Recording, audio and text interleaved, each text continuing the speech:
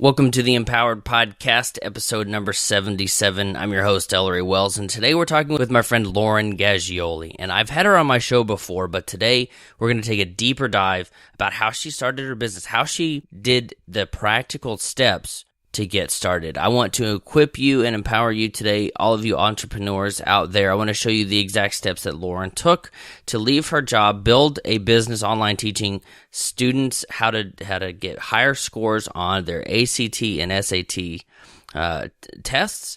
And we don't talk about that a whole bunch, so don't get too worried that we're going to be talking about vocab words and all those kinds of things. But I wanted to know the details about how Lauren has learned what she's learned about the business side, not just how to teach people to get better scores on these tests, but how she learned how to do the videos, the equipment that she uses, how she decided on the pricing. You know, this is the details of entrepreneurship. I want to share her story with you. And if you're sitting at your computer right now, I want you to go to a website for me real quick. Go to empoweredpodcast.com/77. That's the link for this episode. And there's a link on that show notes page that will allow you to sign up for my membership site for just $1. For the entire first month, it's just $1. You can cancel anytime, but while you're there, you get full access to all the content that is included in that site, including the full discussion with Lauren. A bunch of the information that she shares, we had to cut out just because it would have been a really long episode, but there was a lot of live Q&A, a chance to ask her questions that fellow entrepreneurs like yourself got to ask Lauren and get information that would directly relate to their business. And I want to encourage you to check that out. And it's only $1. You can cancel anytime. So go to empoweredpodcast.com/77 and become a member today. Let's go right into the interview, and we'll see you at the end.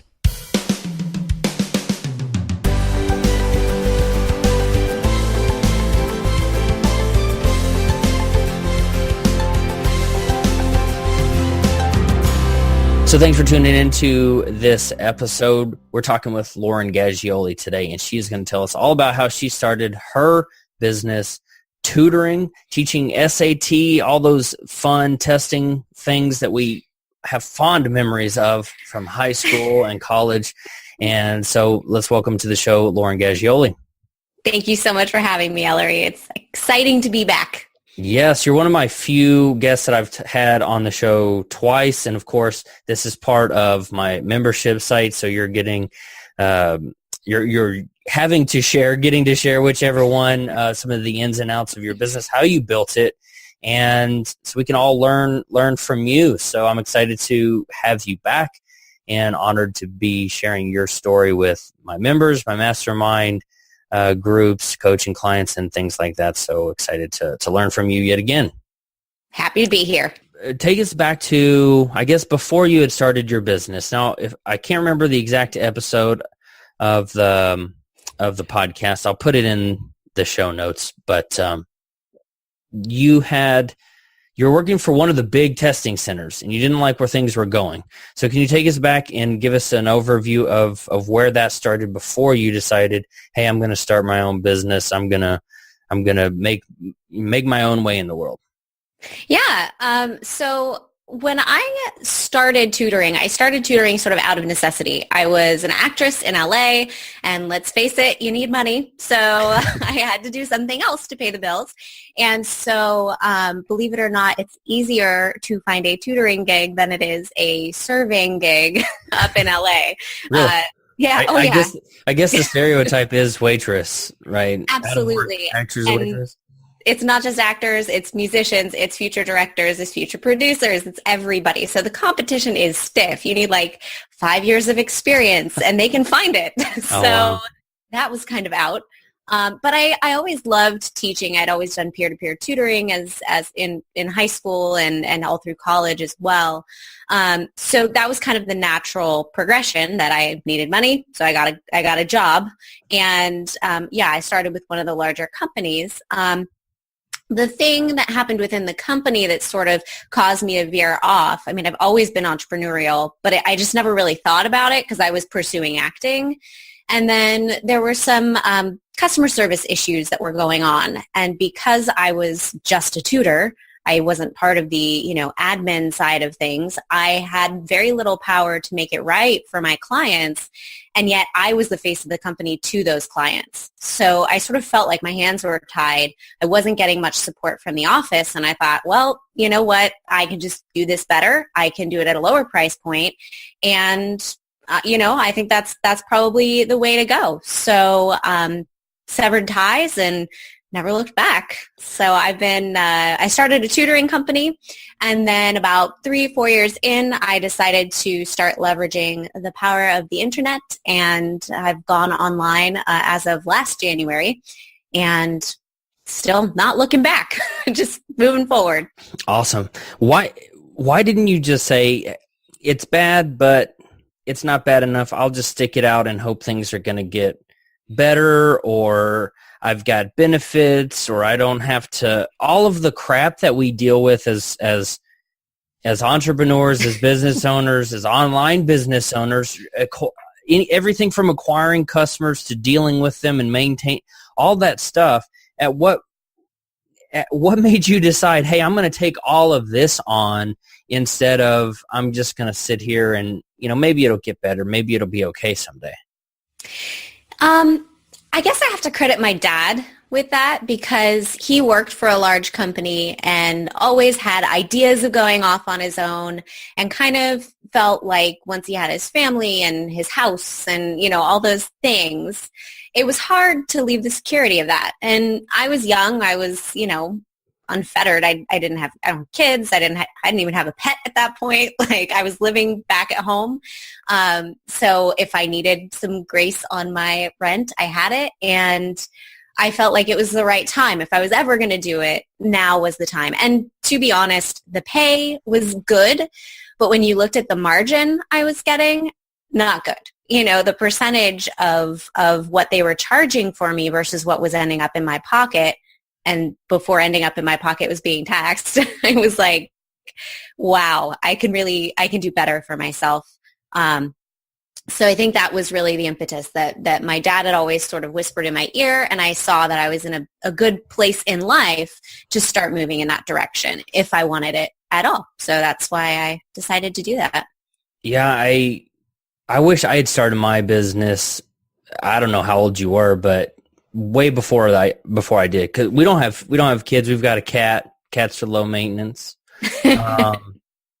But not having some of those obligations is very nice. And like they said, like the saying goes, the best time to plant a tree was 20 years ago. The second best time is today. So I wish I'd started my business 20 years ago, but that would have been a little bit weird. So, 10 years old or something. Yep. But any advice or encouragement to the people who do have kids? Because I know in my next mastermind group, there's people that have 3, 4, 5 kids. There's people that have 2 kids. One's got one on the way. People who do have these obligations, what would kind of advice or suggestions would you give to them when it comes to maybe time management, or starting something on the side versus going all in from the beginning? What are your thoughts around that?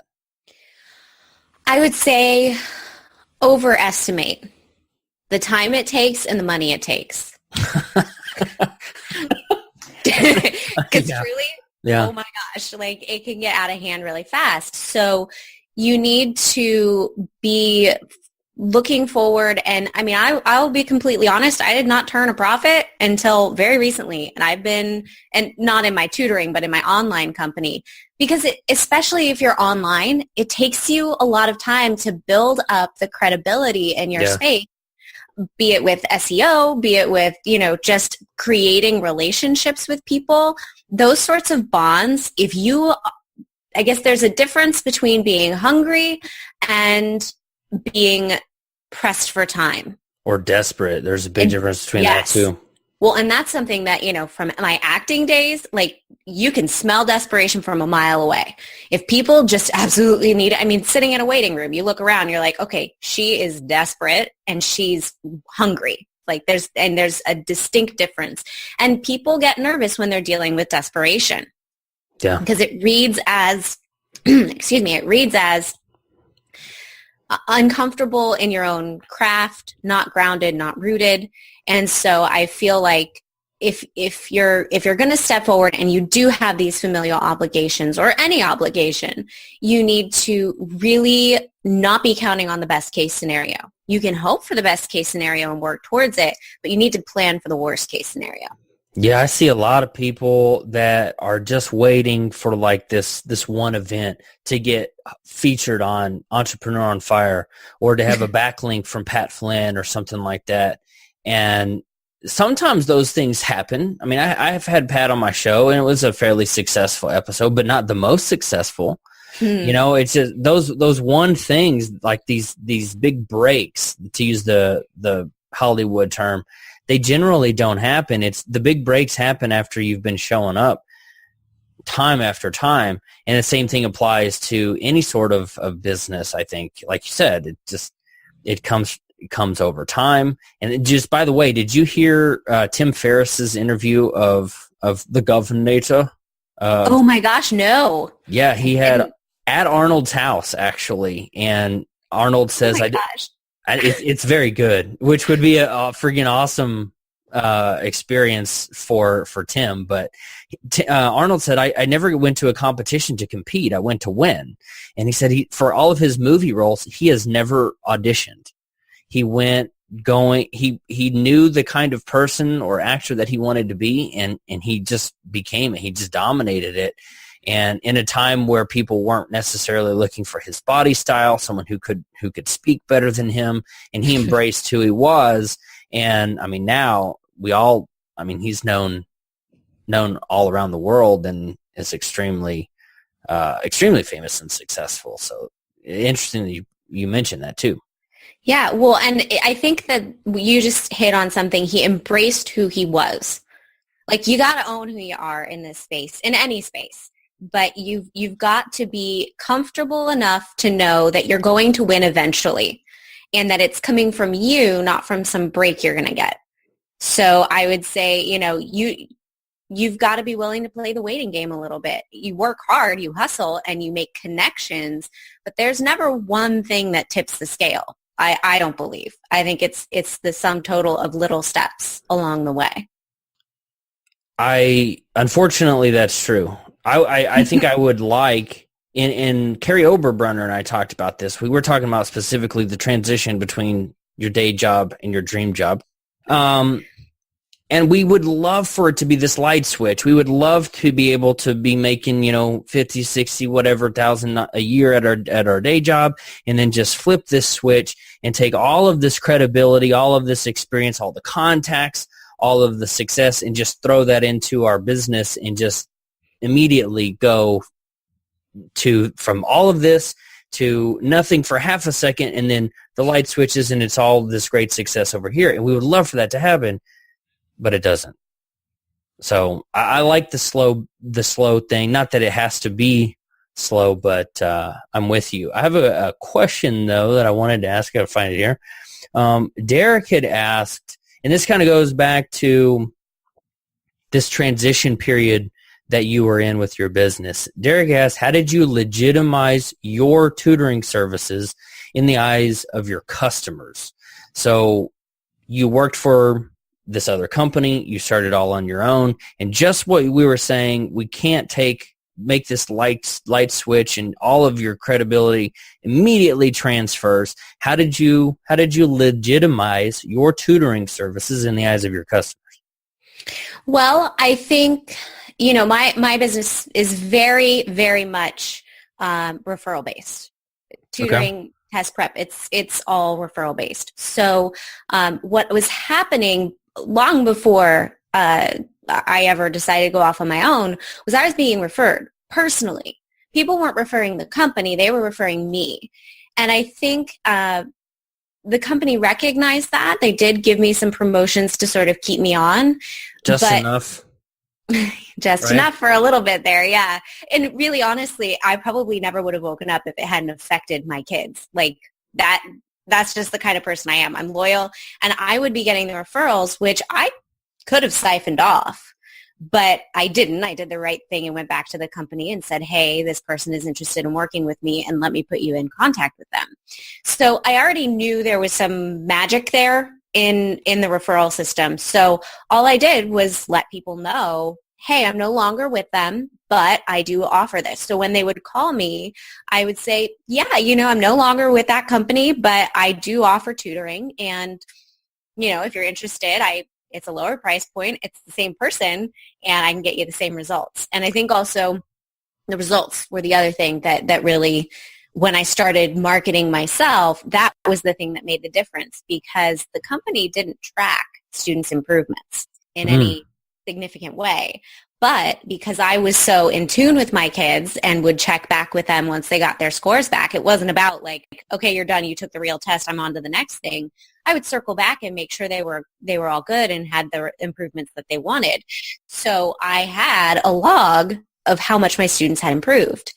And so I could say my SAT kids improve on average 265 points. My ACT kids improve 4.5 points, wow.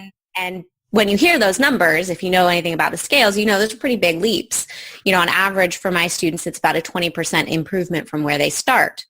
And I can, again, technically dealing with the test prep side of things, that can vary dramatically based on where a student starts from the get-go. So there's different goals based on where a student's starting score is. But to be able to sort of lay that on the table and say, this is what I do and this is what the results I get, people are happy to work with me when they know that that's the average. And I also tapped into, I had an independent college counselor when I was in high school, and she was still working in Orange County. And when I was with the large company, I had gotten in contact with her because I was working with a student she worked with, and I went, hey, hi, nice to see you. I'm back in town and this is what I'm doing. And so when I left the company, I just let her know, and she continued to refer me personally. She works with, hundreds of kids. So leveraging past contacts or people that you had worked with, that's how I got my first coaching client, how I did my first business, building a website. Those are the two big things that whenever I left Dell in January of last year, that's how I made my first money is reaching out to people who had talked about doing some sort of business with me. There's a blog post in that. I'm sure someone will write it, or I'll get around to it someday, but that's how I did it. I had a question though. You're talking about referrals. People were still reaching out to you. What percentage roughly of those people who are reaching out to you had previously worked with you at that when you were working for somebody else? How many of those people, or what percentage went ahead and said, okay, well, I want to keep using you, keep hiring you? And what percentage said, thanks, Lauren, nice knowing you, but we're going to stick with XYZ company? Do you have any idea? Well, the way I transitioned out was I closed out my accounts. So I finished working with students. Okay. They knew it was coming. Left. So no student was left high and dry. And I would say there was one family where they had a younger sibling that I ended up working with as a private. So I would consider that a continuation because I kind of view family units as one client. And then I had one student who had worked with me on one of the preliminary exams who, when she went to the full exam, she wanted to work with me again. And so then went over to working with me on the private side of things. I have a question from Rocco, which is kind of what we're talking about here. This is when you made the decision to start building something similar or as an add-on to your, quote, corporate job. How did you communicate any ideas about your own plans to your coworkers or bosses, or did you just stay silent? Did they know it was coming, or was this kind of like, I'm planning this in my head and I'm not telling them about it? I was planning it. I wanted to do it ethically, so I didn't push with any current clients. If clients asked me what was going on, I would tell them, but I wasn't actively marketing to who I was working with at that point. And I didn't start doing any marketing on the personal side until I had severed ties. So the way that tutoring was working, we didn't really have much in the way of interaction with our coworkers because you're in your car, you're driving around. So the nature of the work was such that all I had to do was let them know that I wouldn't be around beyond. I wouldn't be contracted out beyond a given date. Interestingly enough, their internal systems were not very good, and they did keep contacting me for like 2 years. Nice. Nice. So I would get like all these panicked emails about how they were dropping the ball on certain things, and I was like, "This is why I no longer work here." It was confirmation and affirmation. That's that awesome. I made the right choice. And I kept telling them, I kept saying, "Please do not email me this stuff anymore," and they wouldn't take me off the list. Nice. Would your philosophy or how you made that transition, would it have been different if what you are doing now was not basically in direct competition with what you were doing? Yeah, I definitely think it would. I mean, if it was something like what a lot of people do where, they start a podcast while they're still working their day job and they see that it has sort of longevity and maybe some potential behind it. So if that were the case, I think I would talk about it more. And I would. It's a tough thing, and it really depends on the dynamic, I would say, within your office. I mean, are people supportive? Are they going to go, "Oh, you're planning to leave," and then you run the risk of being fired because you have this passion outside of what you do for your day job? Yes, Ellery, you. So I even though my business doesn't compete, but I'm with you. It does change. It changes things. Absolutely. And I think you just have to know the dynamic you're dealing with. You can't, I don't think this is a one-size-fits-all kind of thing. You've got to handle it ethically and with grace, obviously, and I wouldn't lie. But at the same time, you also, if you got mouths to feed, your own included, like you've got to protect that first. So yeah. I think it's something that everybody has to weigh for themselves. I know that's kind of dodging the answer, but I think that's the best answer.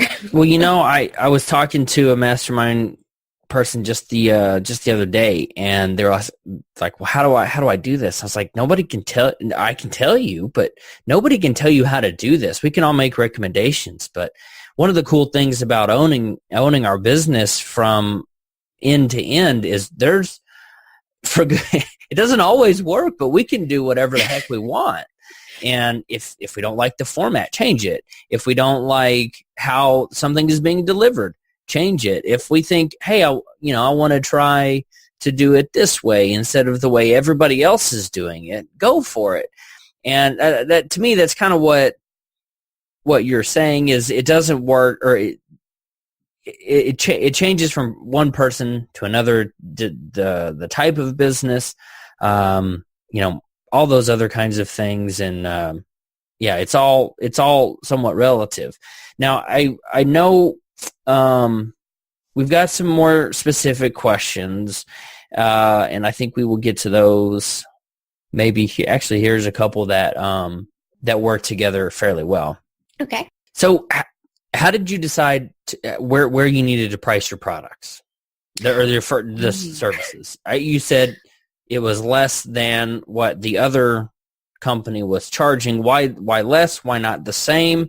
How did you come up with the pricing structure? So with the tutoring company, it was pretty straightforward. I had like zero overhead. I had to buy books and drive somewhere.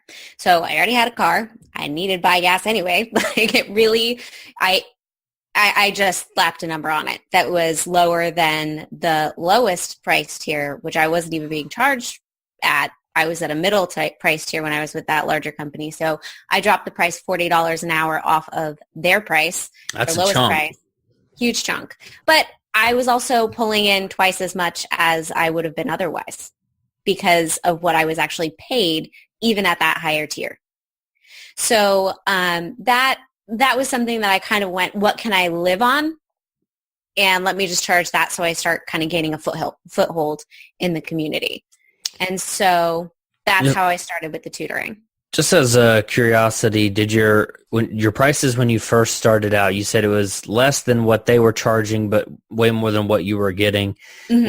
Was it enough? Was it enough to actually cover your costs of startup and overhead and all this other stuff that we have to deal with? Was it enough?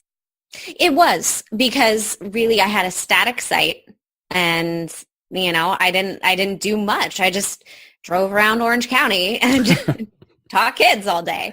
Okay. Looking back on it, I would have probably priced myself a little higher. I probably would have matched the lower tier and billed myself as that mid tier. So it was still a discount off of the quality of tutor they were getting. But I think, I think most entrepreneurs can definitely, they'll agree with me on this one. I'm a little bit of a workaholic. So if I was working 12-hour Sundays and Saturdays, to me, that was beautiful. Looking back on it, I would have done things differently because I really had zero margin. Like if I got sick, time-wise? Yeah. So, and, like I said, I was living at home. I was, I was paying rent, but small potatoes. So yeah, I would have done things differently, but I think it worked for what it was. And I was able to, pay my bills and do all that. Yeah. Whenever you look at pricing services or a project, and I was just talking to one of my guys, Derek, about pricing per project versus per hour, which I'd love to know what you do here in a second. But I told him when you price per project, or what Kirk Bowman would call flat fee, or I forgot how he exactly straight bids. Yeah, so you actually make more as you get better. And if you pay per hour, again, without even knowing if I'm insulting you right now, if you get paid by the hour and you get better over time, you can do projects faster, and therefore you would be making less money. Whereas if you pay flat fee, there you go. As you get faster, you make technically more money for your time because you can turn something around faster. So now that I have said that, and at the risk of putting my foot in my mouth, how do you do? Do you do by hour? You mentioned a 40-hour or $40 per hour drop, or do you say, hey, for X amount of dollars per month, you will get X, Y, and Z? Which one do you usually do? So for tutoring, I do hourly, and the reason is I get bored working with students who are done. When I was working with a large company, it was hourly rate, but they had to buy a package of time. And I found that I would be sitting there going, you're done. We've done 16 hours. You have 24. What am I going to do with you? And so, Pizza. Yeah, right. So it just became the point of like, and sure, more prep. I wouldn't just go, whatever. But, we would continue to work. But in my head, I was going, we're kind of done here and you're good. And I hate wasting your time. So that's why in my company, it was never a package. It was just, on average, I work with kids about 16 hours. That's the average student. Some students are faster. I've gotten through, one girl got just incredible scores after 6 hours of working with me. Wow. I love that because it means I did my job well, she did her job well, and we saved her parents money, and she still got the final product that was her higher score. So within tutoring, that's the way I do it, and with the goal of let's get through this, baby. Let's crank it out. And because kids get bored. It's boring stuff. Like I have to live here, but they don't have to, so let's get them out. And that's what I tell my kids, and that's also how I get buy-in from my in-home tutoring students. Is I say, you work hard with me, I will get you done as fast as possible. You slack off, it's going to take forever.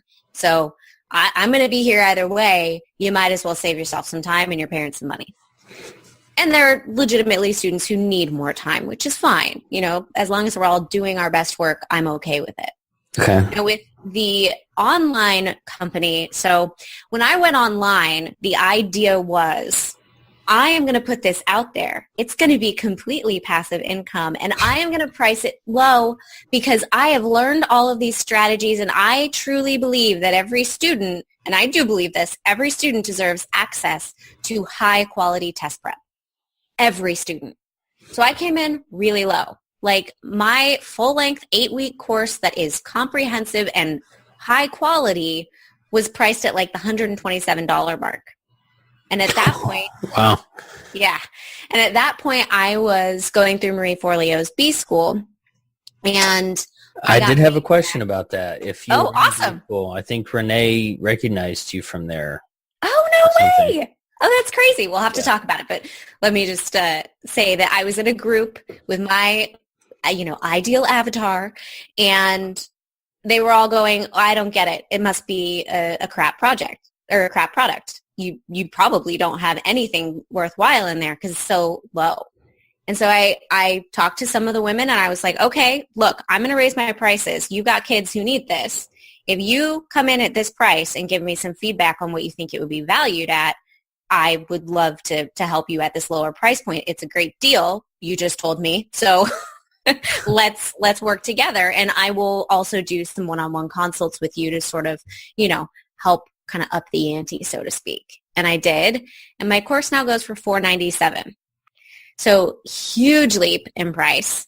And I'm actually thinking of upping the price again because I know how much work went into this. It's not just 10 hours of videos. It's not just, kids sitting there and working through it. I hop on Skype calls with my kids. I am happy to do anything I can to help them improve. So they also have that personal support that's really hard to put a price on. And they get that full course for a whole 18 months. So there's no other person in the industry who does it this way, where students basically have the exact same course. They have access to it throughout their high school career. A lot of them, it's like $399 for 3 months of access, and then it closes down. And kids can't get in for that third test that they want to take and improve their scores. So their choices are to purchase again or to work with a different product or person. And really there's lots of different ways to approach these exams, but the thing that helps students the most is continuity. And so it's better for my students that they can have access. They're not going to be in there for 18 months. They're not going to be in there the whole time. But if they can come back to the exact same strategies, kind of brush up, and then dive back in, it's better for them. So I thought that was something that I really wanted to build into the course as well. Why not just lifetime access, out of curiosity? That seems to be a big thing, lifetime access. And, we know the long tail. We all know the statistics. You may get a spike at the beginning and then it tails off. But, as a selling point, why not lifetime access? Or did you? Yeah, because I have to live here, but those kiddos don't. I don't want them to have lifetime access because I will get crazy people with 6th graders buying my course. And I don't want that. It's an 8-week course because that is what students need. They need to be living. They need to have a social life. They need to be really just studying as hard as they can in school and working on their grades and making sure that their foundation is rock solid. Test prep has a place, but I think the thing that kind of has sparked the controversy and hashtags galore of too much testing, the thing that's causing that are these families who think that they have to prepare for forever, and they don't. It's not about that. It's about jumping in, getting the quick fix, and adjusting to a particular strategy for a given test and getting the heck out. So maybe a quick yes or no question for you. Do you think everybody should go to college? No. Sweet. We're in agreement there. I just look at the wealthiest people in the world who also happen to be some of the most intelligent and successful, the Michael Dells, the Bill Gates, the Steve Jobs, the list goes on, I think every single one I just listed is a college dropout. They might have come back. Which, by the way, Shaquille O'Neal just got a master's in education, or a doctorate in education. Dr. O'Neal, my goodness. Yes. But his money manager, side topic, said he spent his first $1 million in like the first minute that he had it or something like that. And his accountant or whatever said, if you keep doing this, you're going to be broke just like every other ex-ball player. And so now that guy, I thought somebody and I had talked about this. I thought it actually might have been you, but maybe it wasn't. He owns like 800 franchises, like different restaurants of McDonald's or Burger King or something like that. And he went back and got his doctorate. I'm pretty sure it's a PhD in education, but good for him. Yeah. So anyway, I wrote I think the quote that I came up with was, a diploma is something that you hang on your wall, but education is something that you carry for a lifetime. And I'm glad that you had said that, but your answer was short. My answer wasn't. Well, if I may expand. Yeah. Look, if you are a Bill Gates, then by all means, don't worry about college. But I do think there are some students who do need to go to college because they need that security or what it is they want to do. I do not want a doctor who has not gone to college. Thank you very much. Nor do I want legal advice or accounting advice from people who don't have a degree. All that said, you're right. I think it's the spirit of your education that is important. And if you are going to go to college, you do need these tests. So that's sort of where I come in. I don't believe it's right for everyone. And in fact, I have a podcast episode coming up about trade schools and other, alternate ways of going through life and making a living. And obviously I like entrepreneurial ventures, and you don't need a degree for that. I could be doing this without a degree. My degree is in theater. Doesn't exactly tie it. But, that's not going to be in your header image. Like I didn't study this. No. So it's nice to have, but for me, I'm not sure it was the right fit. Yeah, my degree is in psychology. I think I use it, but I can't say, well, I learned what we talk about in a specific coaching or mastermind thing. Oh, I learned that in junior year, or, right, something like that. Yeah. So when it comes to you're selling access to information, let's get into some of the details if we can. What software, your site's built on WordPress? Mm-hmm. What software, or how do you walk us through maybe how would you do a video? So what do you use to record? Where do you host it? How do you sell that access and restrict access to other people? Yeah, absolutely. So I'm looking over there. I can't see it. I think I have a Canon Vixia camera. So it's an HD camera. Is that actual camcorder, or is it a point? Mm-hmm. Okay. Camcorder. Okay. And I lucked into it. My mom, Madam Technology, thought that she was going to be a video blogger. And so she bought this really fancy camera and doesn't use it. So I was gifted my camera. I have a Roland RO5 that I hook up to a lav mic to do my audio because the audio sucks.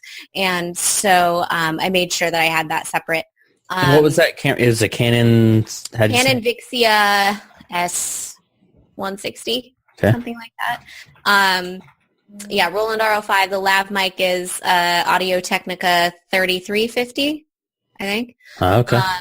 So it's one of the little lav mics that has the battery pack in it. So you have to So it's wireless then?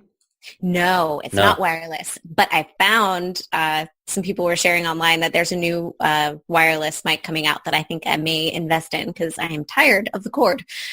It's like a 40-foot long cord. Like, oh my God, it's terrible. So yeah, it's stupid. Like go out your pant leg across the, yeah. I know. And then like it just, my dad, he helps me with my editing because he'll like basically proof all my videos and he'll be like, the cord is showing. I'm sorry, I'm not refilming. It's a cord. Everyone will get over it. Yeah. So that's my actual filming. So the way I do it is I create materials. And then I teach off of those materials as though I were standing in front of a classroom, teaching a classroom full of kids. So when I'm doing that, something that I'm also doing, and this sort of plays into the tech that I use, I'm also walking students through questions. So I have them pause the video, so it's a little interactive. They pause the video, they work through a question, they hit play, and then I give them the answer. So it's sort of the like, tell them the facts they need, see if they can figure it out on their own. If they can't, I'm there to help them. And we walk through a few questions that way. So in order to do that as a part of the actual edited videos, which I edit in Camtasia, I use Camtasia's screen capture, and I upload PDFs to GoodNotes of all my lessons. And then I use Reflector to put my iPad onto the screen to record. So I'm literally talking and walking students through, like, handwritten, how the questions are worked out so they can see step by step. Which you can do that with Zoom, by the way. If you have the Zoom app, yeah, you can do a screencast. I'm Android for everything, but you can, with the client, of course, you can dial in to the phone, which I liked, and there are apps for most devices, and on the iPads, one of them is screen to screen sharing. So if you're recording something like that, well, I guess that would be a broadcast, and you're looking at maybe something a little bit different. But if you were to do a live thing with one of your students, you could possibly do that. Side question: do you? I know somebody's going to ask, because I want to know these questions. That's why I asked about the camcorder and the microphone, all those things. Do you record? Yeah, you should see what is on my desk under the video here. I mean, there's the tablet. There's this little widget that I bought at Best Buy today, and 2 pairs of headphones, and my phone's over here. This tablet. And anyway, do you record in 720, 1080? What do you go for the high definition, all that? I record and edit in 1080. I forget the exact settings in my camcorder. I think I auto white balanced it. I have a 3-point setup with my lights. Okay. And then I'll do kind of the reset for the white balance. I want to say I'm in 30 frames per second. Okay. So that's what I'm using. I think it's 30i is the setting. Sure. And I've played around with some of those and found that that's the best. So, it comes out in, I have to use a converter to get it from, what is it, AVCHD or ACVHD form into MP4. So I have a converter. Camtasia doesn't do that for you? No, they don't. Are you on a Mac then? No. You're on a PC? Yeah, they didn't when I had it. I'm on PC. I've got a Lenovo. Huh. Yeah. So initially when I did it, for my SAT, it wouldn't convert it. It just doesn't even recognize the file type. So I wonder if you might be able to change that in the camera, because I'm trying to think. Not with the Canon. I looked into that initially, but there's actually a software update for my camcorder that I have to send it in. So I haven't done it yet. I know, right? That's what I want to do, is send my camera through the mail. Okay. But that might make a fix. But it's an older camera. It's sat in my parents' house for a very long time. Sure. Just FYI for everybody, 30 frames per second, that's actually more than what a Blu-ray is. So when you go to the movie theater or you go into your living room and put a movie in, those are at 24 frames per second. What do you host? You do a YouTube? You go Wistia? What do you use? Vimeo Pro. The $200 a year. Yeah.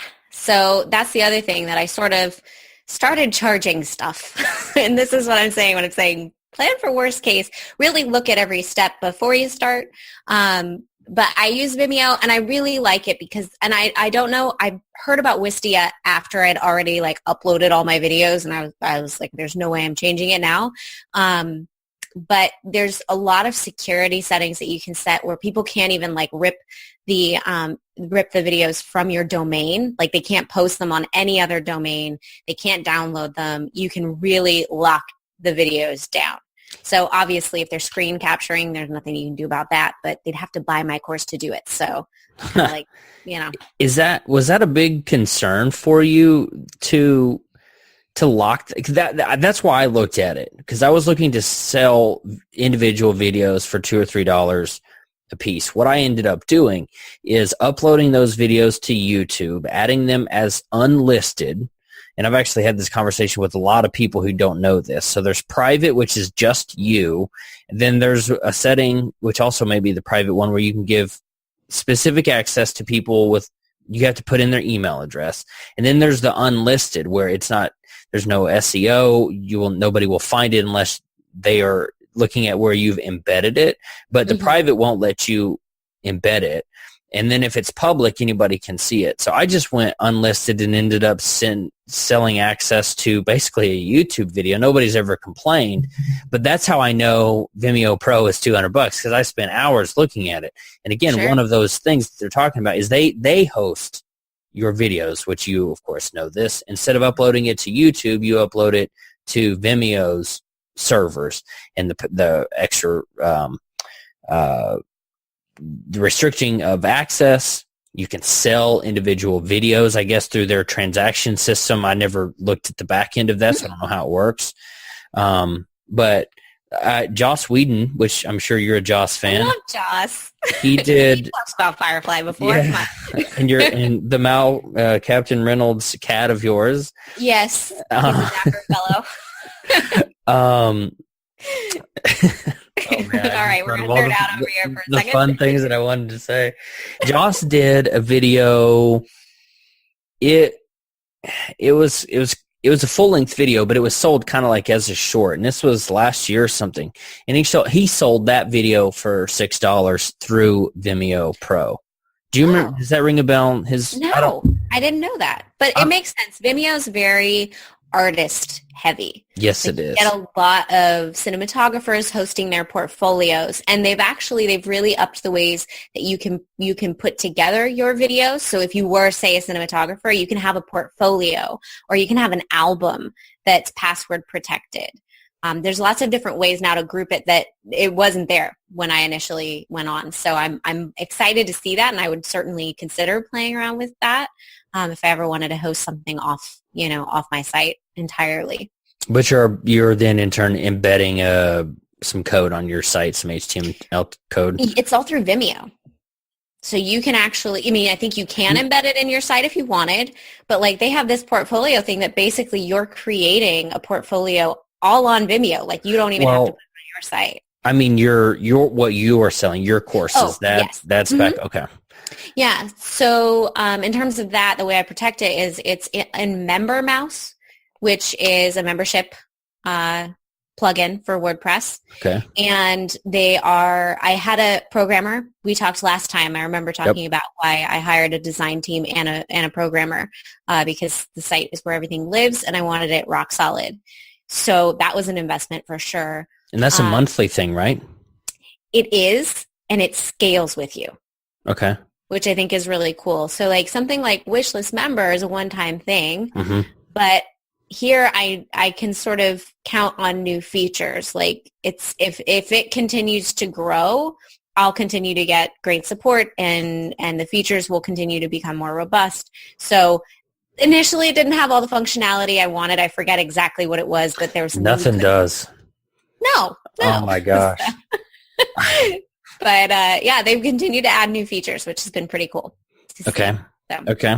Yeah, I spent practically all of December and the first half of January looking between Aweber, MailChimp, Infusionsoft, all of these things. I ended up I looked at those. I ended up going with GetResponse and generally liked it. But what I found is that even with Infusionsoft, which is $1,000, $2,000 to start, and to either $200, $250, or $300 per month, even that one doesn't have everything that I had wanted to do. So when you're talking about any of these software pieces, like, well, it doesn't have everything. YouTube, I can't really protect everything.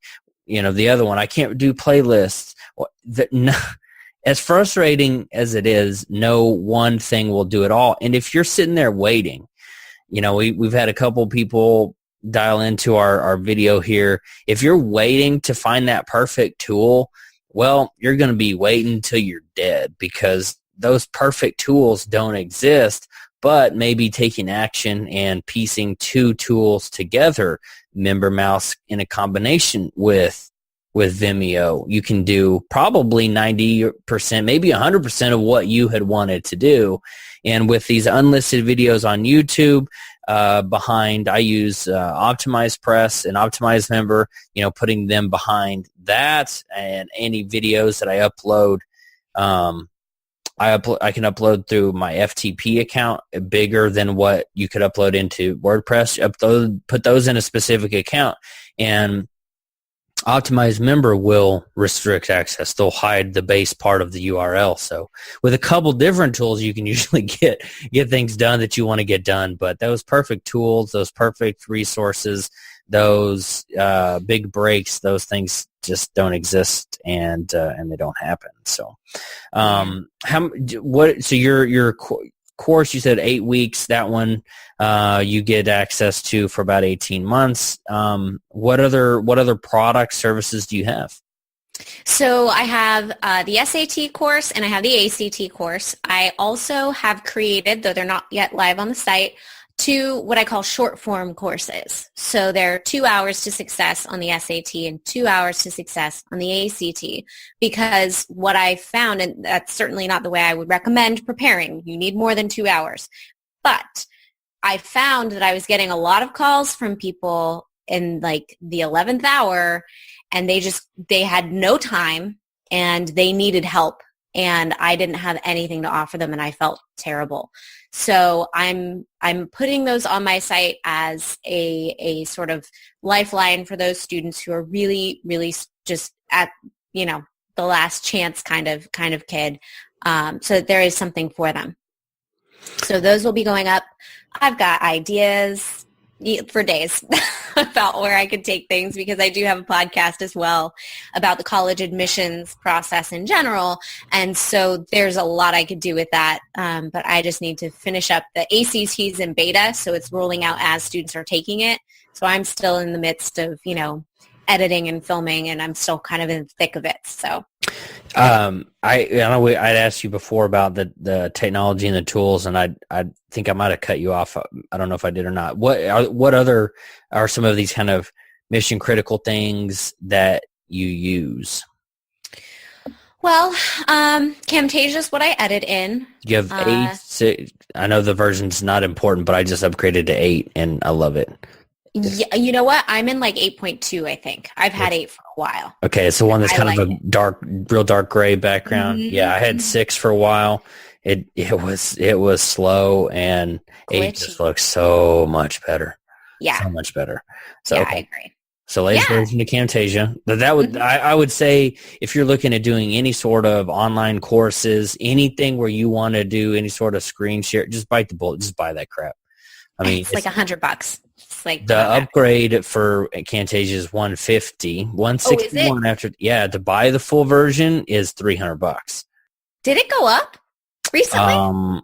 Because I could have sworn I bought it for like $99 or something like that. You might have, if you were classified as a teacher and some sort of education thing. Oh, maybe that's but I don't qualify for that, and that's a chunk of money, and yeah.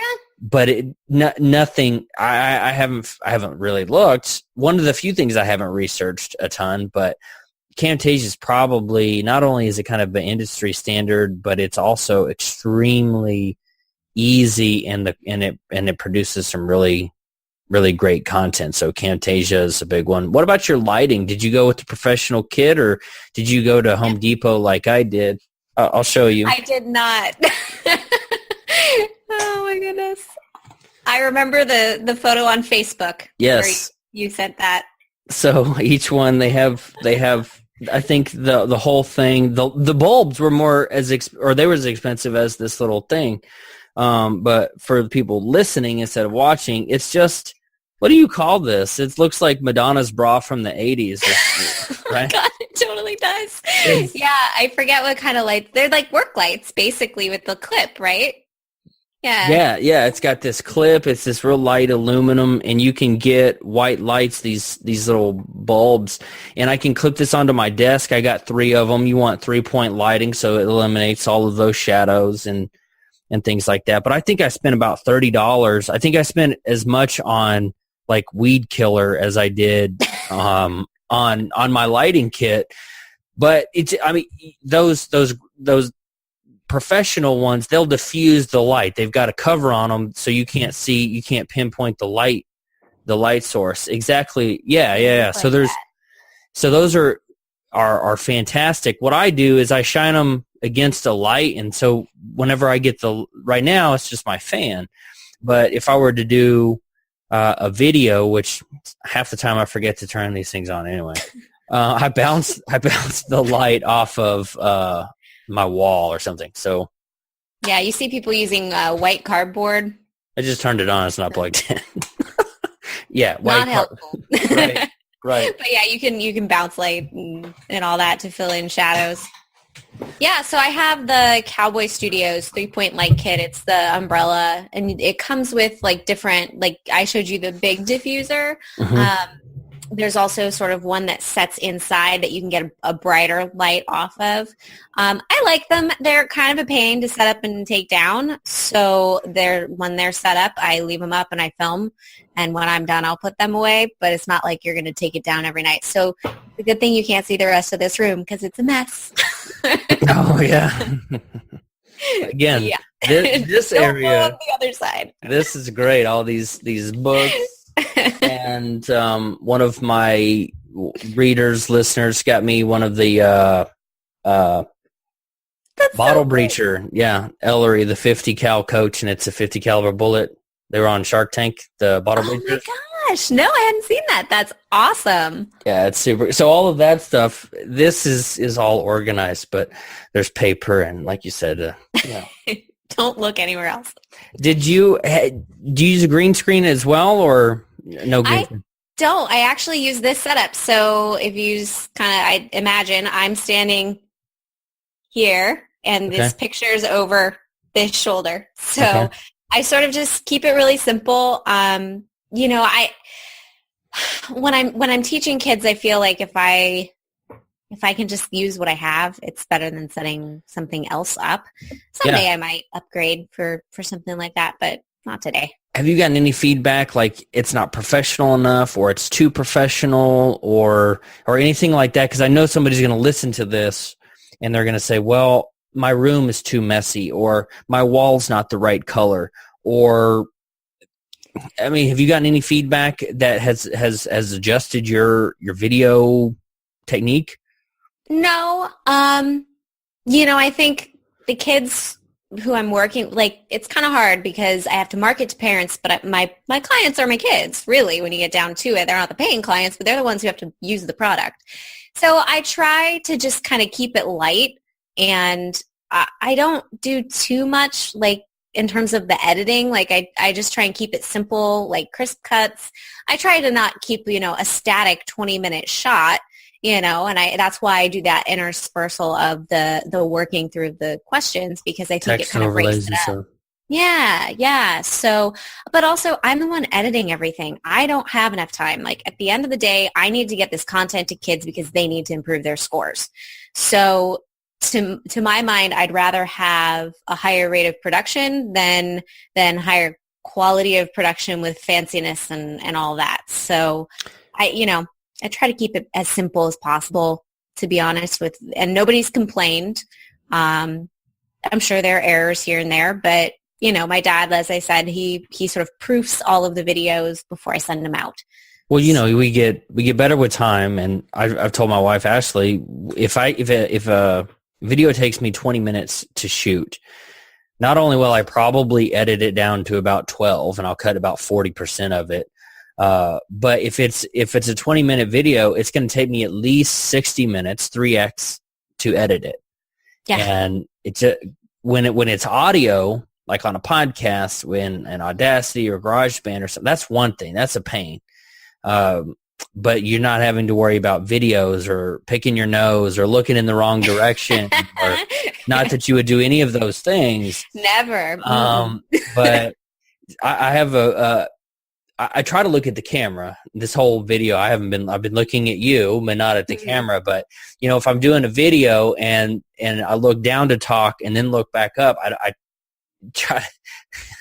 I don't like doing that. So it's just those kinds of things. So video editing takes quite a bit longer.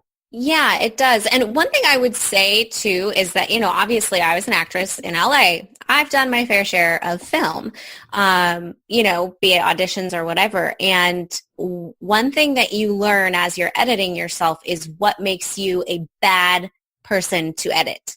So for instance, I like to end what I'm saying as I'm moving out of the frame, you know? And so it's like when I'm editing myself, I'm like, why did I do that?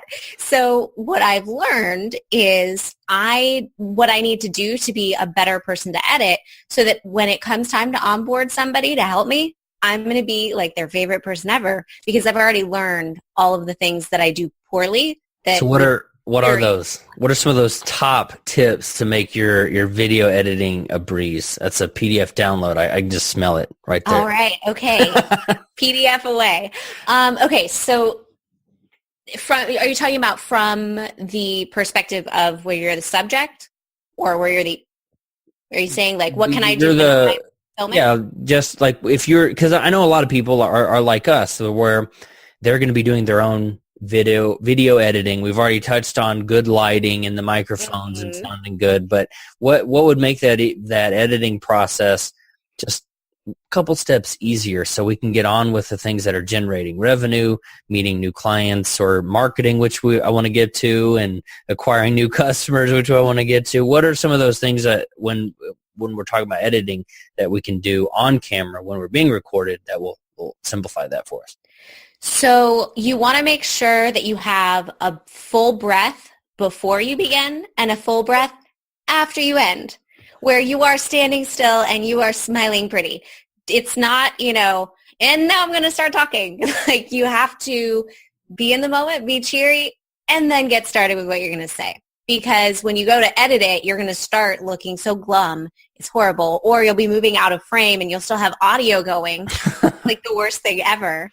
So I would say, really think about each sort of component of your video and break it down into chunks. So I hate to script. Personally, I'm very off the cuff, and which means that my takes are long. So I may have to do the same thing 2 or 3 times. I'm okay with it because I think at the end of the day, I didn't have to sit there and script it out. So, I'm totally fine with that.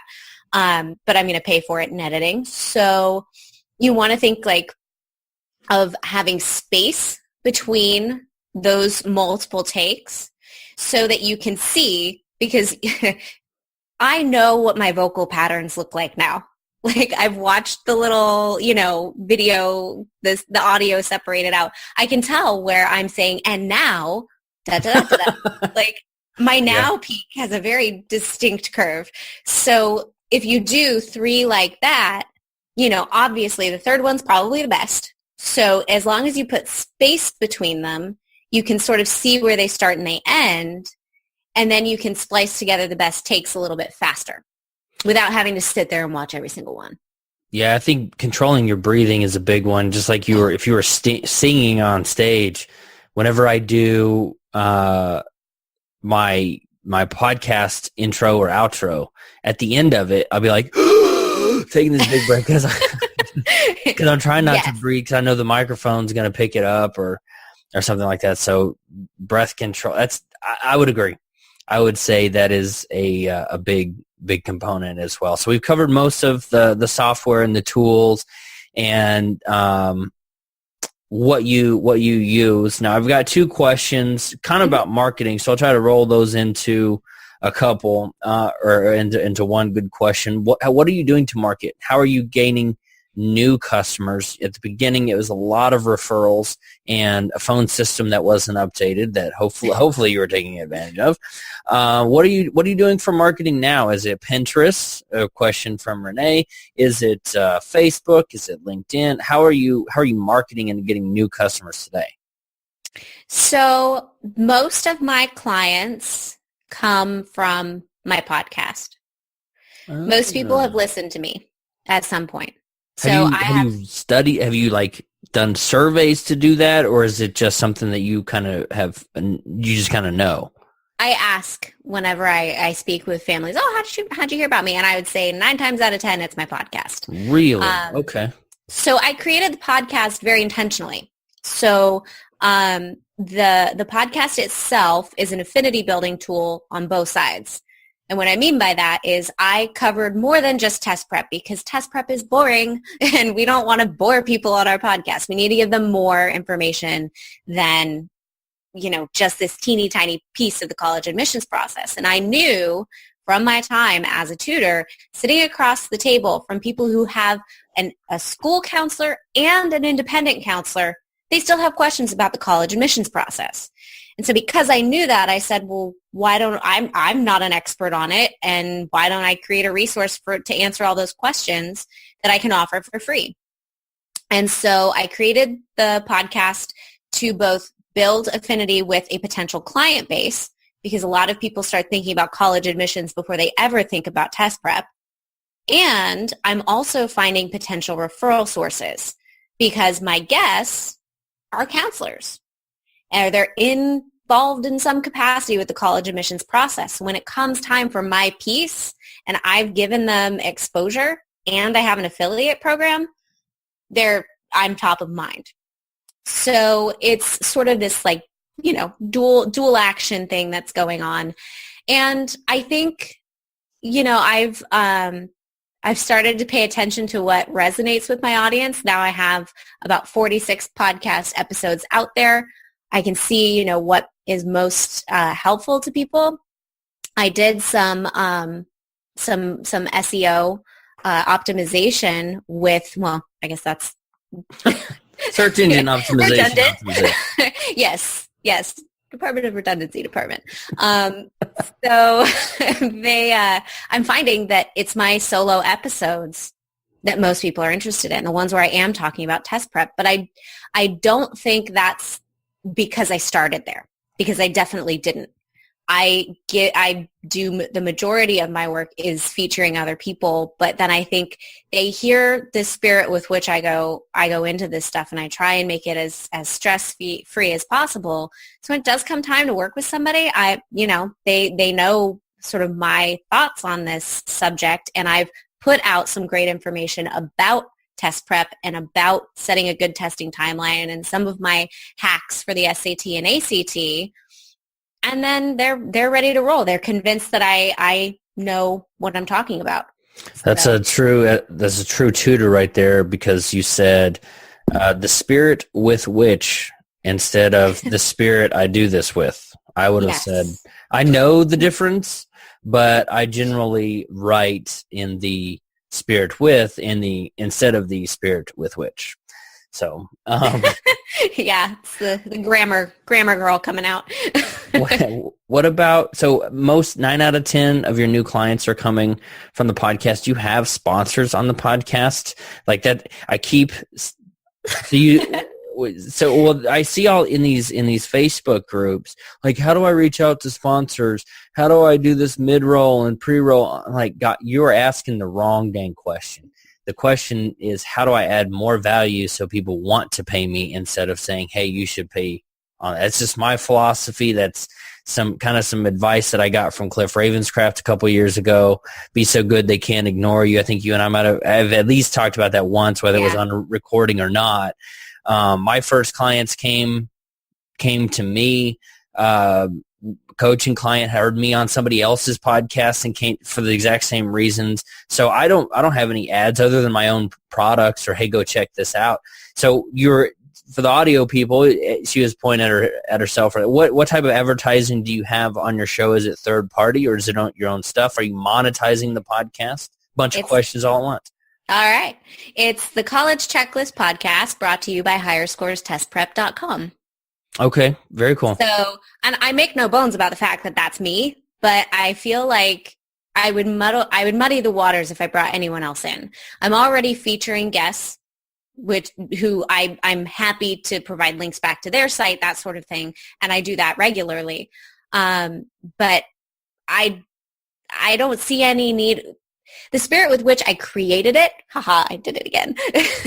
The reason I put this podcast out there was to help me, to give me more visibility. And I think that to bring anybody else on would not be right. I think, I have a high priced product that I'm selling. And so if I have one client for every podcast episode, it's totally worth my time. I'm not there yet, but we're getting there.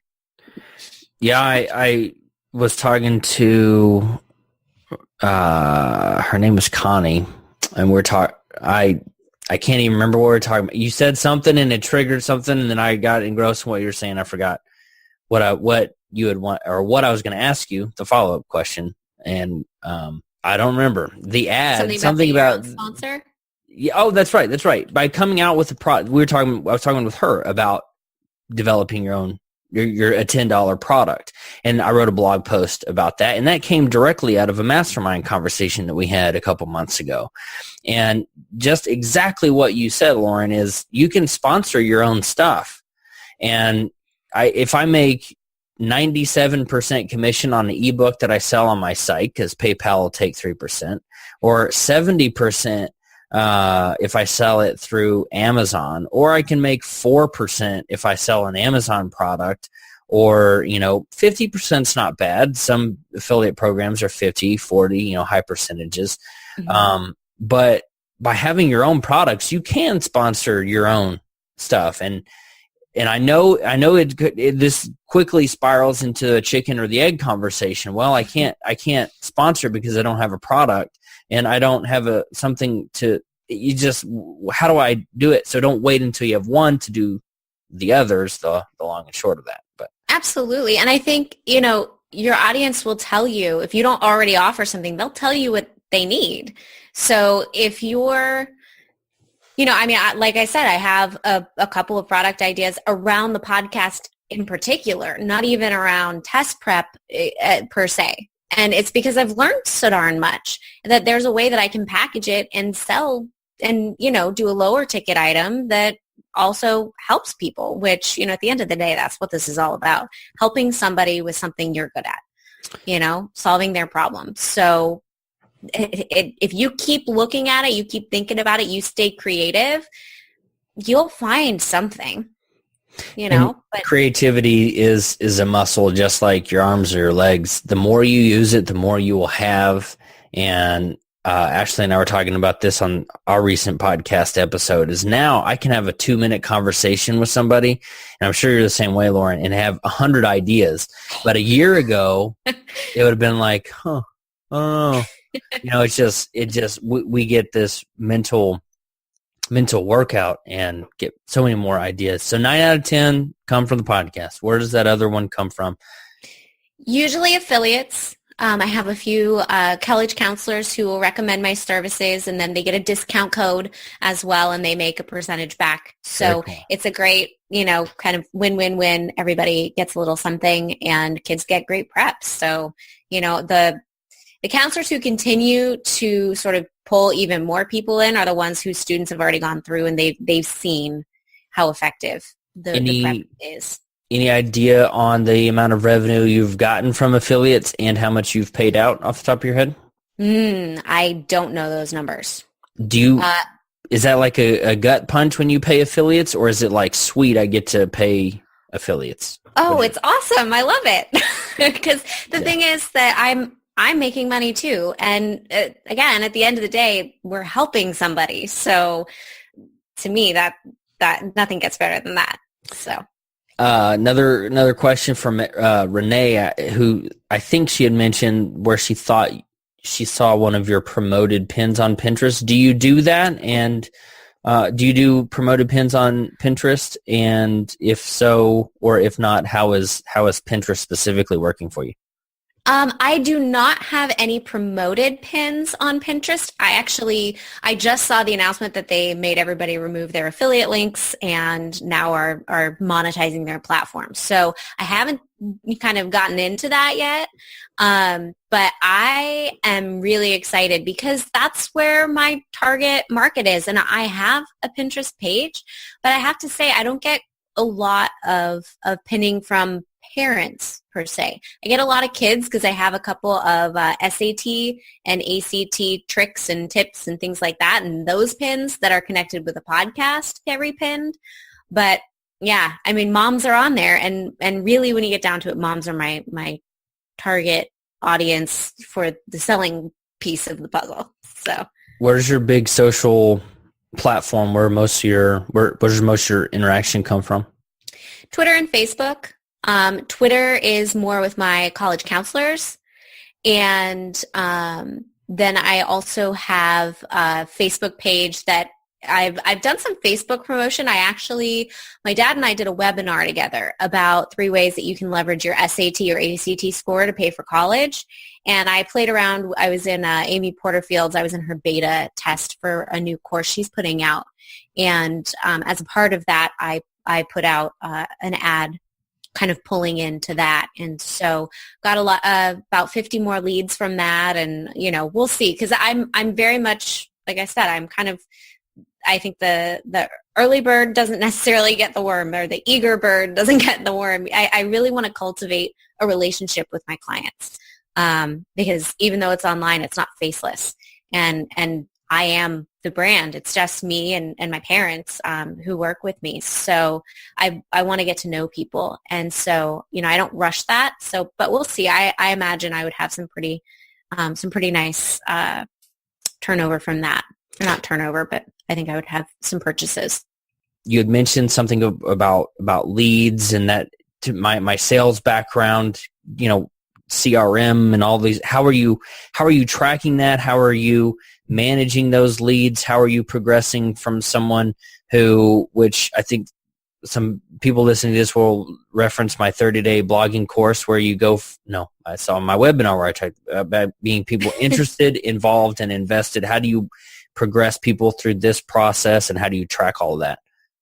Yeah, I got to be honest, I'm pretty bad at tracking stuff. But I have grown my list pretty significantly over the last year. So I use MailChimp, and I have sign-up forms both on my homepage. I have a page on my site that gets about, I'm gonna say the numbers wrong.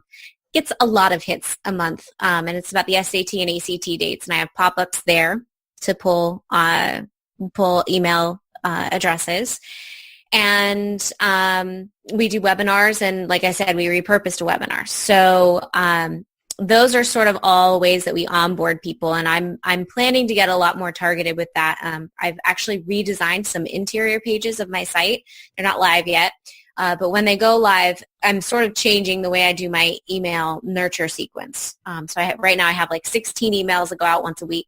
Dang. In the autoresponder series? Yeah. Okay. Mm-hmm. Or automation in MailChimp? Yes. So I have 2 3-part video series that I give away. One is about paying for college. One is about picking which test is the right fit for you. And then the rest of the emails are more information about the SAT, ACT, things that everybody needs, that sort of thing. And the idea is to just be helpful. And there's no selling at all. It's just, let me help you. And then interspersed with that, if I have a promotion coming up, I'll send emails out at that point saying, hey, like today's the deadline for my May SAT course. So I usually send a series of 3 emails starting on Sunday, and then, usually Sunday, Tuesday, and then Thursday. I don't want to bombard people. I want to keep them on board, because the fact of the matter is I do have some people who have really young kids who are just trying to get tapped into what the heck is going on. Mm-hmm. So I don't want to hit them over the head, because it's not it's the kind of product that's right for you when it's right for you. And I trust my audience, as long as I can educate them along the way, I trust my audience to know when they're ready. So this would be a good time to mention my webinar, which is also something that I submitted to speak at Podcast Movement about. I don't know if I'll get approved or not. I just submitted. I've had I've had several people say, I see you're speaking at the next Podcast Movement. I'm like, no, I just submitted. That's all. Unless there's something I don't know. Maybe it's just wishful thinking. Yeah. But it's all about segmenting and targeting your list. Which test are you interested in?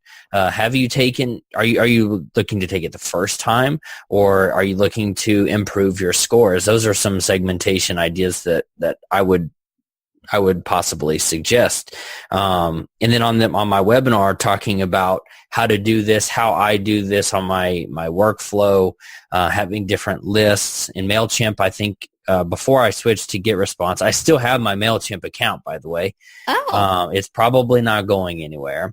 I have anywhere between 15 and 20 lists, signing people up. They get funneled I don't have my funnel. It's actually the handwritten thing is sitting on my nightstand, but it's how you get people through to my entire list, but also keeping track of not only where they signed up, which tells me where they are interested, online business, blogging, podcasting, or just some of those topics. But in MailChimp, in both of those parts, that segmentation is free. It's extra work, but how much more relevant, and not that you aren't, but how relevant could you be and say, if you said, hey, I know your test is coming up, let's get you prepared, versus, hey, you just knocked it out of the park with this last test, but here, let me show you how you can do even better, targeting just those first timers versus, the second time, and being able to really talk about doing those. ElleryWells.com/webinar. You can register for that. But that's what we talk about. And hopefully I'll be able to talk about that at Podcast Movement, because you're right. Being able to target and segment and really get to understand the person behind the email address you're gonna get a whole lot better results with that than blanket emails. Again, not that you're doing that at all, but no, and I've played around with segmentation. I've played around with changing up the code and being able to tag where people are coming in. The problem is that I kind of have a myriad of different sign-up forms, some of which my programmer's done, some of which I've embedded, and so it's a mishmash. But I get caught in the thing that every entrepreneur does. Like, I just don't have enough hours in the day, and at the end of the day, this product will make me money. Okay, so here you teed it up, so I'm gonna hit it for you. Go for it. What is, when you don't have time, and I know people on the call or people are listening to this and have multiple kids, they have jobs, you're time constrained. We all have 24 hours in the day. We're trying to build a business. People are out there trying to raise their kids, corral their kids, or you've got the day job. And you just said, where do I spend this time? And you choose the things that are going to make you money versus, tweaking your opt-in forms, which don't necessarily lead to the bottom line. What are those things where you've got the busy schedule? What do you spend your time on? Maybe today, but what would you tell people who are listening and they maybe haven't made their first dollar yet? Where do you spend that time? What do you focus on? I think at the end of the day, if you're not making money, it's not a business, it's a hobby. So you need to think about making money. Now, it can be, I'm going to start a podcast in this niche that either I know a lot about or I feel like there's a need, and I'm going to start to pay attention to what people are asking for. And from there, I will generate something that will ultimately create revenue. That is a plan. And just as long as there's money involved, then it's a business plan to some degree. When you're strapped for time and, like, let's say you have the choice between futzing with your opt-in form or creating the product, you need to create the product. And I get really nitpicky about my site. I get really, kind of angsty about, like, I no longer can listen to the social media marketing podcast with Michael Stelzner when I'm on the road, because I get so stressed out because I'm like, I've just got to go implement all of this. And so I have to step back and go, okay, what's going to move me forward? It's not hanging out on Twitter. It's not Facebook. As much as I love it, I do that when I have more time and margin. When I need to get my stuff done, I just need to get my stuff done. And so I think you just have to focus on what's going to move your business forward in some measurable way. And I think the measurable way is often money, but it can be other things. Like, are you creating a webinar or something like that? That can move your business forward as well. So, you can say I added X amount of people or, to my list or whatever. So I think money first. I know that, and not in like a cold-hearted, like, just go for the almighty dollar, like, but you do need to be thinking about that. And I think that that's something that a lot of entrepreneurs don't want to talk about. Like, we all just want to go, no, but look at how many Twitter followers I have. Or how much fun I'm having. I know, right? Well, and it's not about fun. Like, I've read somewhere entrepreneurs are people who give up working 40 hours a week for someone else to work 80 hours a week for themselves. Yeah. It's like, that's not fun, but it kind of is because you're self-determined. And I think that that's pretty cool. Well, I have a ton of fun doing what I'm doing, but you're not a business if you're not making money. I mean, that's the truth. But when you do charge, when you do make money, it allows you to do things that really add value to a lot of people. For example, there's a cost it's a small cost to buying your domain and your hosting and those things, but there's money involved there. There's cost to membership, to MemberMouse. There's cost for the camera, which adds value instead of just being handwritten or written on just a blog post type lesson. There's money there. I spent a couple $100 buying optimized press for my membership site. There's money in the microphones that we're talking about. Hopefully there's not a whole bunch of crappy echo, and hopefully we sound good, which is what people want. But there's money there. But when you're making money, and I do have a blog post about this planned about why you should start charging, is because you can add more value if you charge, and you can add more value if you charge more. All the stuff that you've added, all the stuff that I've added, not only did it cost us something, but it adds tangible value to our members, our users, our listeners, and our readers that makes their lives easier or better in some way. So you should charge, and as the saying goes, you're not a professional unless you're getting paid to do it. And as much, I would do this for free, and I think I don't know if you would too, but there's all kinds of quotes out there of when you would do what you do for free, it's just that much more fulfilling, more fun, or whatever. I would do this for free, and I did for a long time. And through that not light switch transition that we were talking about before, during that ramp up period, I'm sure you've worked way more hours than you would like to admit for free, but that process, all of that going through the trenches and slopping through the mud, that's what has gotten you to where you are, to where you can have, 90% of your referrals coming from, well, there you go, the free podcast. But I know we've been on the call a little bit longer than I had expected. So Lauren, thank you. Extra big thanks. I appreciate it. And thank you for your time, and good luck with everything. Bye, guys. Thanks for tuning in to this episode. Again, I'm your host, Ellery Wells. If you liked this interview and you want access to more interviews like it, and if you want to have the opportunity to ask these experts about their business, ask them specific details that you can apply to your business, have that live interaction, make sure you sign up for the membership site. Again, you can start for just $1, get full access to all the calls. If you join now, you get access to the next call. We have one every single month, and I want to knock down all the barriers that are standing between you and starting your business, starting your blog, taking it to the next level, whatever it is, whatever those obstacles are, whatever those barriers are, I want to knock them down so that there are no more excuses for you going to a job that you don't like, to a boss that you don't like, or doing whatever that you are doing right now where you are not feeling fulfilled. You can do what you want to do, and I want to help you get there. So make sure you go to empoweredpodcast.com/77, click on the link, and you can get 30 days worth of membership for just $1. Thanks for tuning in. I'm Ellery Wells. We'll see you next week.